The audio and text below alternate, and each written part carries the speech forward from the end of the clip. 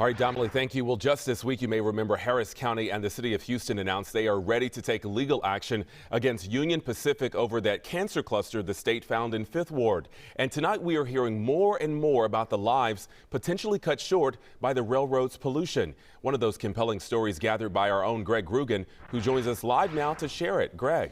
Yeah, John, one 5th Ward family stricken with 7 cases of the same deadly cancer.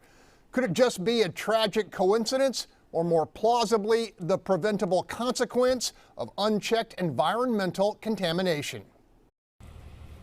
That was my home. I finished school from there, and that's where I wanted to be. Within Houston's 5th Ward, not far from the Union Pacific line, you will find a house on Crest Street where Carmen McKelvey lived much of her life.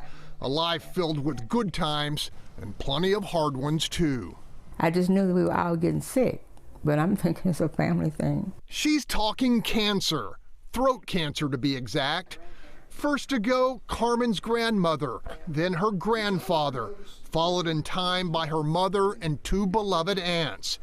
In January, amid growing outcries over the decades of uncontained creosote contamination, Carmen was diagnosed with the same deadly disease.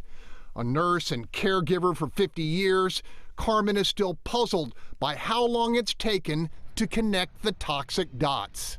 I have a feeling they knew about it a long time before it even got to us, before we heard about it, you know. They knew.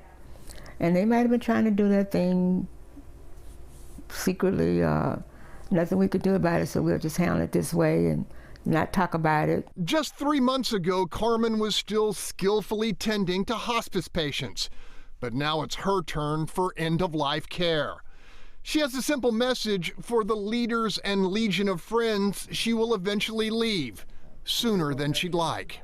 Make sure that people are trying to do the best that they can do to make it right, because we got children coming up. You know, they have nowhere to go. Meantime, the distress of Carmen's journey through stage 4 is more than tempered by her faith. No regrets and no resentment against the polluters who quite possibly cut short her life. I'm not afraid, I'm not scared, I'm really not really angry, because only the Lord knows everything happens for a reason. Union Pacific continues to dispute allegations of health-altering contamination at the company's 5th Ward property. In the newsroom, Greg Groogan, Fox 26 News.